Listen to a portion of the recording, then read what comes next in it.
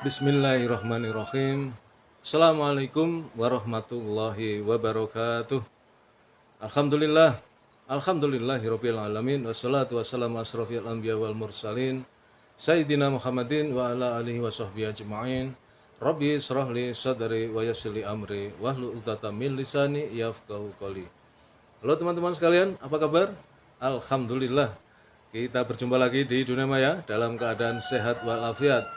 Dan oleh karena itu mari kita terus bersyukur kepada Allah Subhanahu wa taala atas segala limpahan karunia yang diberikan kepada kita yang begitu banyak dan mustahil bisa kita menghitungnya. Di antaranya adalah karunia kesehatan, karunia kesempatan, karunia umur panjang yang barokah, dan tentu karunia yang paling agung adalah karunia iman dan Islam. Karena dengan keduanya itulah kita akan selamat fit dunya wal akhirah. Sholawat serta salam semoga senantiasa dilimpahkan kepada uswatun hasanah kita, baginda Rasulullah Muhammad sallallahu alaihi wasallam beserta keluarganya, para sahabatnya, dan semua pengikutnya, termasuk kita yang mengharapkan syafaat beliau kelak di yaumil qiyamah. Teman-teman sekalian, sahabat yang mulia, alhamdulillah kita sekarang masuk hari ke-6 dalam pelaksanaan ibadah saum di bulan suci Ramadan. Bagaimana puasa kalian? Mudah-mudahan berjalan lancar, khidmat, dan semua amal kita, tidak hanya puasa, amal apapun yang kita laksanakan di bulan suci Ramadan ini diterima dan diridhoi oleh Allah Subhanahu wa taala. Amin ya rabbal alamin. Nah, teman-teman sekalian, mengisi bulan suci Ramadan ini dengan amal-amal yang baik, amal-amal kebaikan, maka saya akan menyampaikan biasanya atau tadinya saya setting setiap waktu duha ya, tapi ya sesuai dengan dinamika. Jadi kalau enggak ketika sekitar jam 9.10 ya ba'da zuhur seperti ini ya, enggak masalah. Yang penting masih bisa terisi. Bahkan kemarin mungkin saya tidak bisa ngisi ya, 1-2 hari itu enggak bisa ngisi ya, sesuai dengan dinamika. Nah, pada kesempatan siang ini saya akan menyampaikan tentang hikmah atau topik atau judul kerennya sih cukup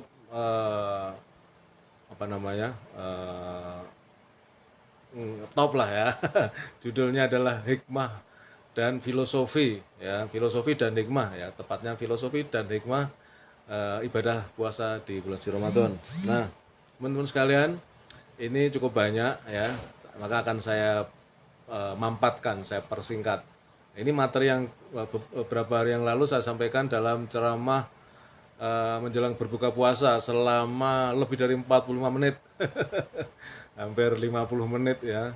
Nah, ini topik atau materinya sama, tetapi sekarang akan saya sampaikan dalam waktu kurang lebih 10 menit saja ya. Jadi akan saya persingkat. Nah, filosofi dan hikmah kita melaksanakan ibadah saum ini apa teman-teman? Yang pertama adalah agar menjadi manusia yang bertakwa. Tentu ya, karena pertama-tama yang harus kita pahami, kita ini melaksanakan perintah Allah. Dan kita terpanggil karena kita orang yang beriman. Karena yang dipanggil oleh Allah hanya orang-orang yang beriman. Ya ayyuhalladzina amanu, dan seterusnya, surat Al-Baqarah ayat 183. Dan di ujung ayat itu, la'allakum tattaqun, agar kalian bertakwa. Maka yang pertama, filosofi dan hikmah di balik kita melaksanakan ibadah saum ini adalah agar kita menjadi manusia yang bertakwa.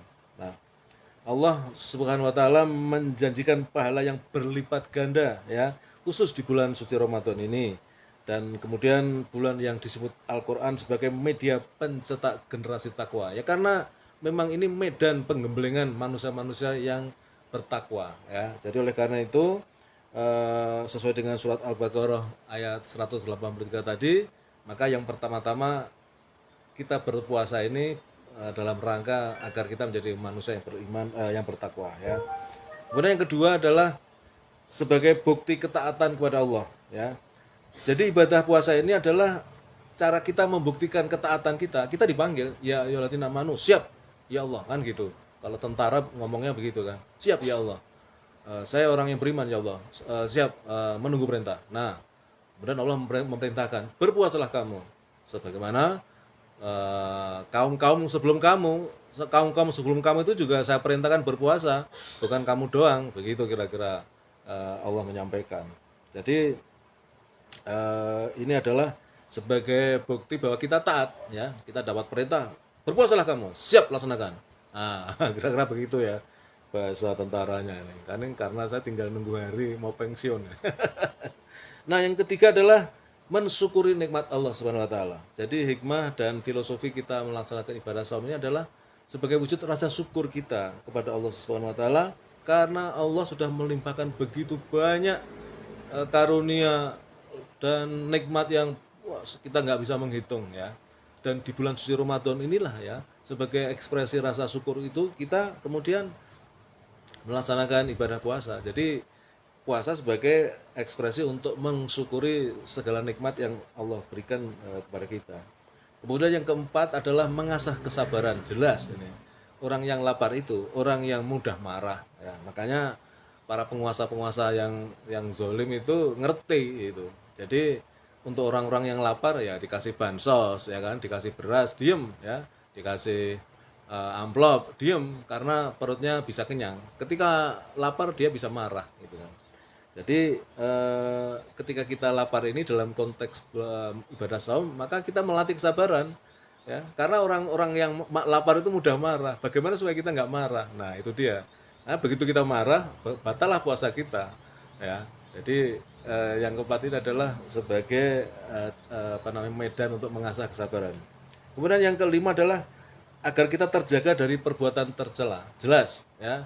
Karena rukun dan syarat puasa itu kan pada intinya adalah tidak melaksanakan atau tidak melanggar hal-hal yang menyebabkan batalnya puasa. Di antaranya adalah melakukan perbuatan-perbuatan tercela. Poso kok maling, ya kan? Poso kok nyolong, ya. Poso kok korupsi, ya kan? Ya, itu nggak benar, ya.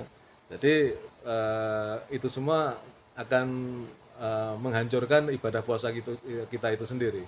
Jadi hikmah yang kelima adalah agar kita terjaga dari perbuatan tercela.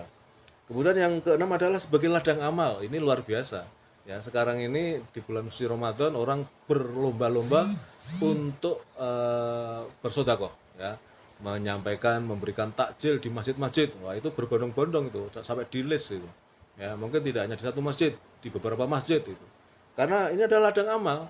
Allah memberikan ladang yang luas kali ini, silakan cangkul dan kemudian tumbuhkan pahala-pahala kalian, ya.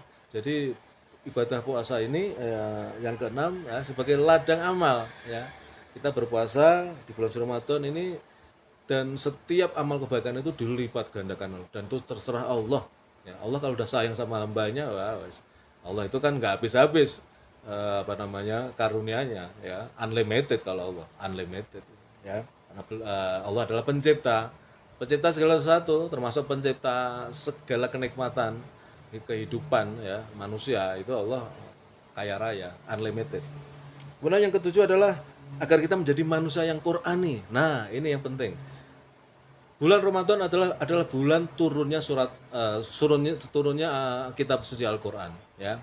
Jadi oleh karena itu di bulan suci Ramadan ini kita dihimbau untuk memperbanyak membaca Al-Qur'an, ya. Kalau biasa sehari 1 lembar, ditingkatkan menjadi 2 lembar, atau bahkan 1 rukuk menjadi 5 rukuk, menjadi 1 juz, one day one juz, ya. Syukur dalam sebulan ini bisa khatam satu sekali, syukur 2 kali atau bahkan lebih, ya. Berlomba-lomba menjadi manusia Quran nih. Dan kemudian tidak sekedar membaca, tapi usahakan juga memahami maknanya. Maka oleh karena itu selain membaca teks Qur'annya, Arabnya, juga pahami terjemahannya, gitu kan. Syukur-syukur kalau punya versi tafsirnya itu lebih bagus lagi, ya. Jadi kita bisa mengerti lebih komprehensif gitu. Menjadi manusia Qur'annya.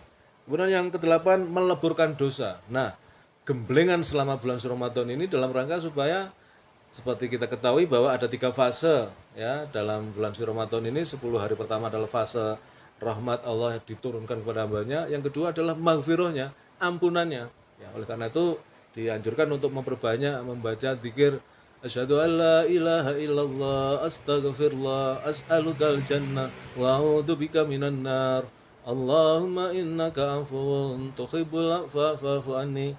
Ya, jadi ini meleburkan dosa. Kita memohon ampun kepada Allah atas segala dosa-dosa kita. Kita memohon agar Allah memaafkan kita karena Allah Maha Pemaaf. Nah, itu dalam zikir itu. Kemudian ke-9 adalah kita akan didoakan oleh malaikat. Ingat ya, dalam bulan suci Ramadan ini ada malam Lailatul Qadar di mana Allah menurunkan malaikatnya, mungkin tidak sekedar ribuan tapi jutaan malaikat ya yang dipimpin oleh malaikat Jibril sebagai panglimanya dan komandannya para malaikat ya turun ke dunia untuk mendoakan manusia ya yang melaksanakan ibadah puasa supaya mereka apapun hajatnya dikabulkan ya. Nah, kemudian yang ke-10 dibebaskan dari neraka ya. Fase ketiga 10 hari terakhir adalah itqu minan nar. Jadi dibebaskan dari api neraka.